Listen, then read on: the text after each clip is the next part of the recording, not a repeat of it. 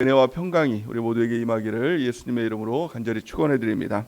오늘은 로마서 3장 19절에서 31절 말씀을 근거로 하나님의 공의와 사랑이라는 제목으로 하나님 말씀 증거하겠습니다. 완전한 복음 로마서 강의 10번째 시간입니다. 사도 바울은 오늘 이전 로마서 3장 18절 말씀까지 결론을 이렇게 맺습니다. 사람의 가능성은 제로다라는 것입니다. 사람은 어떻게 할 수 없다라는 것입니다. 그 죄로 인해서 회복할 길이 없다라는 것이 오늘 이전까지의 로마서 말씀의 결론이지요. 사람들은 윤리적으로 하나님께 가까이 가려고 시도를 했습니다. 또 도덕적으로도 하나님께 가까이 가려고 시도를 했습니다. 또 발버둥을 치고 애를 쓰고 하나님께 가려고 했지만 그 길은 다 막혔습니다. 인간은 죄인이고 또 의인은 없나니 한 사람도 없고 또 죄의 삭은 사망이다. 그렇기 때문에 하나님께 갈 수 있는 길은 완전하게 막힌 것입니다. 그런데요, 그 다음에 유일한 대안이 나오죠. 하나님의 은혜의 길이 열리는 사건들이 나옵니다. 그 대안이 뭐냐면 오직 예수 그리스도. 예수 그리스도를 통해서만 하나님께 나아갈 수 있다라고 말씀하는 것입니다. 그래서 회복의 길이 무엇입니까? 구원의 길이 무엇입니까? 다른 길이 없다는 것입니다. 오직 예수 그리스도 한 분을 통해서만 주님 하나님께로 나갈 수가 있는 것입니다. 오늘 본 말씀 21절에서 22절 말씀을 다시 한번 읽어보겠습니다. 21절에서 22절 시작. 이제는 율법 외에 하나님의 한 의가 나타났으니 율법과 선지자들에게 증거를 받은 것이라. 곧 예수 그리스도를 믿음으로 말미암아 모든 믿는 자에게 미치는 하나님의 의니 차별이 없느니라. 아멘. 대반전의 사건들을 기록하면서 이제는 이라고 이렇게 사도 바울은 기록하고 있습니다. 이제는 이라는 거예요. 이제는 예수 그리스도로 말미암아 회복의 길이 열렸다. 구원의 길이 열렸다라고 얘기하는 것입니다. 그렇다면 이전 그때는 어떤 상황이었습니까? 우리 어떤 상태였습니까? 로마서 1장 18절 우리 같이 한번 읽어보겠습니다. 시작. 하나님의 진노가 불의로 진리를 막는 사람들의 모든 경건하지 않음과 불의에 대하여 하늘로부터 나타나나니. 아멘. 그때는 어떤 우리의 상태였느냐? 첫 번째는 하나님의 진노 아래 있었다는 것입니다. 두 번째는 그때는 영적으로 죽음의 상태에 놓여 있었다. 또한 세 번째, 그때는 내 속에 죄악이 드러났었다. 또 네 번째, 그때는 내가 율법에 의해 정죄를 받는 존재였다라는 것입니다. 한마디로 말하면 구원의 여망조차도 없는 완전한 절망의 상태가 바로 그때였다라는 거예요. 이제는 어떻게 됐습니까?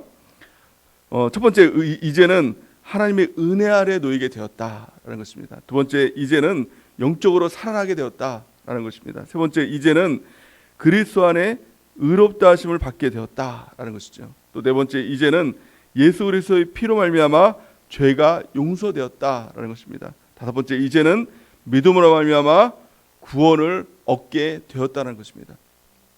그럼 어떻게 우리가 이런 하나님의 은혜와 또 하나님의 이 놀라운 구원을 맛볼 수가 있고 또 경험할 수가 있게 되었습니까? 단 한 가지입니다. 십자가의 복음. 십자가의 복음을 통해서 하나님의 이 은혜, 이 구원을 우리가 누릴 수가 있는 것입니다. 십자가의 복음을 이해하기 위해서는 반드시 두 가지를 이해해야 됩니다. 가장 첫 번째는 하나님의 공의입니다. 두 번째는 하나님의 사랑입니다. 이 두 가지를 가지고 있어야 완전한 십자가의 복음을 이해할 수가 있는 것입니다. 로마서 5장 8절 말씀 우리 같이 한번 읽어보겠습니다.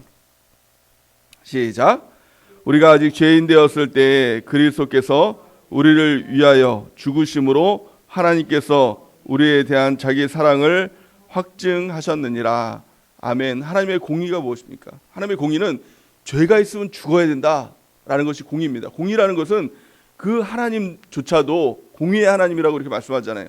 그러니까 하나님이라고 해서 모든 것을 다 가지고 있고 모든 것이 다 하나님이기 때문에 마음대로 하나님께서 이렇게 하고 저렇게 하고 이렇게 하고 저렇게 하고 하나님께서 마음대로 뒤죽박죽 이렇게 하는 것이 아니라 하나님조차도 법을 만드시고 법에 속해 있는 그것이 바로 공의의 하나님이라는 것입니다. 그러니까 죄를 지었어요. 근데 아들이 죄를 지었다고 그걸 그냥 용서하고 그러는 것이 아니라 아들이라 할지라도 그 죄에 저촉이 되는 것입니다. 그 죄를 지었으면 반드시 죽는다. 이게 공의죠. 그 반대로 사랑은 무엇입니까? 용서하고 회복하시고 사랑, 그 죄를 사해 주시는 것, 이것이 바로 사랑의 하나님 아닙니까? 그렇다면 공의와 사랑은 어떻게 보면 대치되는 것 같습니다. 대치되는 것 같죠. 우리가 죄가 있으면 반드시 죽어야 돼요. 우리 다 죽어야 되는 존재라는 것입니다. 근데 사랑의 하나님은 그런 우리를 살리기 원하시는 것입니다. 그래서 어떻게 하십니까? 죽음, 그것을 나 대신에 하나님이 죽으신 겁니다. 이게 바로 예수님의 십자가의 사건이다라는 것입니다. 오늘 본 말씀은 그것을 이렇게 말씀하고 있죠. 23절, 24절 말씀 우리가 전번 읽어보겠습니다. 23절, 24절 시작. 모든 사람이 죄를 범하였음에 하나님의 영광에 이르지 못하더니 그리스도 예수 안에 있는 속량으로 말미암아 하나님의 은혜로 값없이 의롭다 하심을 얻은 자 되었느니라. 아멘. 이 공의와 사랑을 잘 설명해 주는 예가 있습니다. 그런 이야기가 있는데요. 어느 나라에 왕이 있었습니다. 근데 왕자가 되게 말썽꾸러기인 것입니다.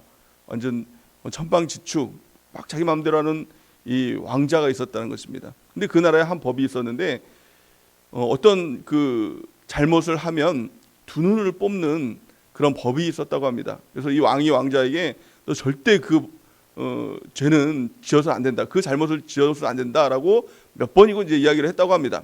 근데 왕자가 너무나도 말썽꾸러기 때문에 그 죄를 진 겁니다. 그 죄를 졌어요. 그럼 어떻게 됩니까? 법이기 때문에 아들이라 할지라도 두 눈을 뽑는 것, 이게 공의지요. 그래서 이 두 눈을 뽑아야 되는데 이 왕의 생각이 아들이잖아요. 이 백성이기 전에 또 아들이지 않습니까? 두 눈을 다 뽑으면 어떻게 합니까? 보지 못하니까 평생 어떻게 보지 않고 살 수 있나, 이런 생각을 갖게 된 것입니다. 그래서 왕이 한 것이 무엇입니까? 두 눈을 뽑되 한 눈은 아들의 눈을 뽑고 한 눈은 그 왕의 눈을 뽑은 것입니다. 그러니까 공의도 실현이 된 것이고 사랑도 실현이 된 것이죠. 이게 바로 공의와 사랑이다라는 것입니다. 우리 하나님께서는 한쪽 눈을 우리를 위해서 빼준 것이 아니라 양쪽 눈 다 뽑아주셨죠. 그것뿐만이 아니라 더 나아가서 목숨을 주신 건 아닙니까? 우리가 죽어야 되는데, 내가 죽어야 되는데 하나님이 인간의 몸으로 오셔서 나를 위해서 십자가에 죽으셔서 그 죄의 문제를 해결하신 것, 이것이 바로 공의를 완전히 실현하신 것이고 사랑을 완전히 실현하신 사건이라는 거예요. 이것이 바로 십자가고 이것이 바로 십자가의 복음이라는 것입니다. 십자가가 무엇입니까? 하나님의 공의와 사랑이 만나는 점, 이것이 바로 십자가라는 것입니다. 그래서 십자가를 이해하기 위해서는 공의가 무엇인지를 반드시 이해하고 공의를 인식해야 됩니다. 죄가 얼마나 무서운 것이구나 라는 것들을 인식할 때 십자가를 제대로 알 수 있는 것입니다. 우리는 이 값없이 은혜를 받아서 죄를 용서함 받았다라고 할 때 공의에 대해서 모르면, 또 사랑에 대해서 모르면 십자가가 너무 가벼운 것입니다. 죄가 너무 가벼운 것입니다. 죄 짓고 회개하지 뭐, 이 정도입니다. 아닙니다. 죄는요, 내가 죽어야 할 만큼 이만큼 무서운 것이 죄인 것입니다. 나의 죄를 통해서 예수님이 죽으신 것. 그래서 이 공의를 깨달을 때, 십자가를 우리가 경험할 때 처절한 죄에 대한 이 통곡이 있어야 되죠. 아파야 되죠. 내 죄 때문에 이 죄가 얼마나 무섭고 죄가 얼마나 악하고 나를 지옥으로 끌고 가고 나를 죽이는 것이 죄구나라는 것들을 처절하게 깨달아야 된다는 것입니다. 또 두 번째는 그 사랑을 깨달아야 된다는 거예요. 내가 죽어야 되는데 난 1만 달란트 빚진 자인데, 1만 달란트가 뭐예요? 몇 조가 되는데 2조인가요? 3조인가요? 내가 갚을 수 없는, 우리가 본 적도 없는 이 어마어마한 이 빚진 자인데 그것을 다 탕감해 주고 용서해 주신 것, 그것을 그냥 탕감해 준 것이 아니라 예수님께서 다 대속하시고 예수님께서 죽으신 것, 이것이 바로 십자가의 그 은혜인 것입니다. 십자가를 만날 때는요, 심한 통곡이 있죠. 눈물이 있죠. 내 죄로 인해서 하나님이 죽으셨구나라는 것들, 이것들을 경험하게 되면 정말 못 견딜 만큼의 이 통곡이 막 이제 나오게 되죠. 그리고 그 십자가를 만나야 됩니다. 또 그 은혜를 경험하게 되죠. 내가 죽어야 되는데, 내가 지옥 가는 게 마땅한데, 아니 지옥보다도 더한 것 가도 마땅한데 예수님께서 십자가의 그 은혜를 통해서 그 피를, 보혈의 피를 흘려주셔서 나를 구원해 주셨구나. 나를 천국 보내주셨구나. 이 은혜를 깨달을 때 한량없는 감사가 나오죠. 그래서 십자가는요, 회개와 감사가 있는 것입니다. 십자가를 진정으로 경험할 때 회개를 하게 되고 또 감사가 넘치는 삶을 살아가게 되는 것입니다. 공의에 집중하지 않으면 복음이 너무 값싼 것입니다. 너무 왔다 갔다 하는 것입니다. 죄 짓고 회개하고 죄 짓고 회개하고. 왜 그런 삶을 살아갑니까? 왜 신앙생활을 하면서 예수를 믿는다라고 하면서 종교생활에 빠져 있습니까? 그 이유는 십자가의 복음을 만나지 못했기 때문에.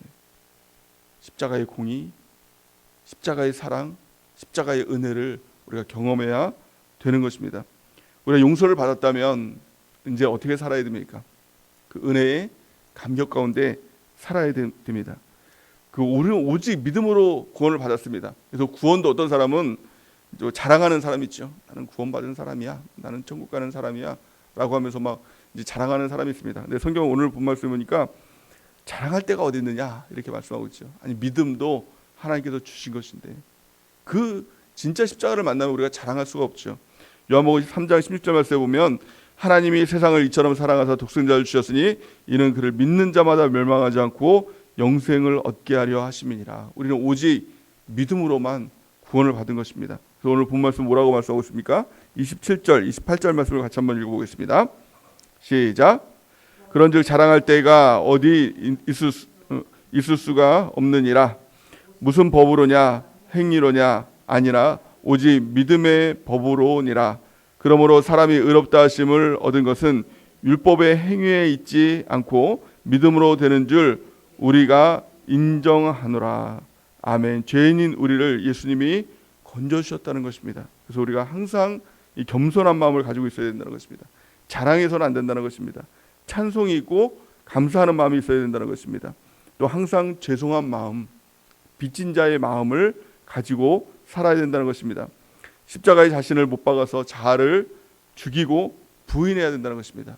오직 우리가 십자가로 돌아와야 된다라고 오늘 바울은 로마서를 통해서 우리에게 말씀하고 있는 것입니다. 오늘 이 새벽 우리가 십자가에 집중하는 은혜가 있길 바랍니다. 십자가에 집중한다는 것은 하나님의 공의, 그 공의를 알고 하나님의 사랑, 그 사랑을 만나는 것입니다.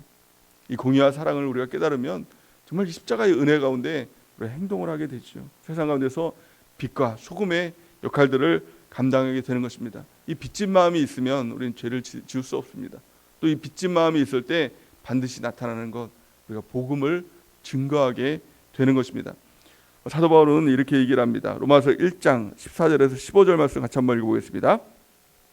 시작. 헬라인이나 야만인이나 지혜 있는 자나 어리석은 자에게 다 내가 빚진 자라. 그러므로 나는 할 수 있는 대로 로마에 있는 너희에게도 복음 전하기를 원하노라. 아멘. 우리가 예수님의 십자가의 빛을 진 것입니다. 이 빛을 우리가 복음 증거하는 대로 우리가 주님께 그것이 다 빚을 갚을 수 있는 길은 아니겠죠. 근데 이 빚진 자의 심령이 있으면 우리가 다른 사람에게도 복음을 증거하는 삶을 살게 되는 것입니다. 십자가를 경험해야 우리가 교회를 만날 수가 있습니다. 교회는 예수님의 십자가로 그 보혈로 산 것이 바로 교회다라고 말씀하고 있는 것입니다. 그래서 교회는 십자가를 통하지 않고는 내 교회를 만날 수가 없는 것입니다. 십자가를 통과한 사람이 내 교회를 만나요. 이 피로 사신 교회, 이 교회의 소중함을 압니다. 교회의 은혜를 압니다. 그래서 예수님의 십자가의 그 보혈이 우리 가운데 흐르고 있지 않습니까? 그 보혈을 경험하는 것, 내 교회를 통해서 그것을 경험하는 것입니다. 주일날 주셨던 말씀처럼 교회는 하나님의 가족이죠. 또 말씀의 공동체이고 영원한 우리 지체됨의 이 교회 아닙니까? 천국에서조차도 이 교회가 살아있는 것 아닙니까? 우리가 이 교회를 경험하기 위해서 또 만나기 위해서 반드시 오늘 십자가를 경험하고 십자가의 복음 안에 깊이 들어가는 은혜가 있기를 바랍니다. 그래서 하나님의 공의를 내가 깨달을 수 있도록 이 죄 지면 죽는다, 이게 공의 아닙니까? 또 하나님의 그 사랑, 나를 위해서 우리는 다 죄인이기 때문에 반드시 죽어야 됩니다. 죄의 삭은 사망이기 때문에 이것은 뭐 빼도 박도 못하지 반드시 죽어야 되는 거예요. 그런데 죽었죠. 내가 죽은 게 아니라 나 대신에 하나님이, 예수님이 십자가에 달려 처절하게 죽으셨죠. 그 사랑을 만나는 것입니다. 그리고 나서 그 십자가를 붙들고 우리가 이제는 교회를 붙들고 우리 이 땅에서 승리하는 삶, 복음 증거하는 삶, 영원한 천국으로 나가는 삶, 이것이 우리 하나님께서 원하시는 삶인 줄 믿습니다. 우리 그 은혜가 우리 모두에게 넘치기를 예수님의 이름으로 간절히 축원해 드립니다. 이제 우리 기도하는 시간 갖기를 원합니다.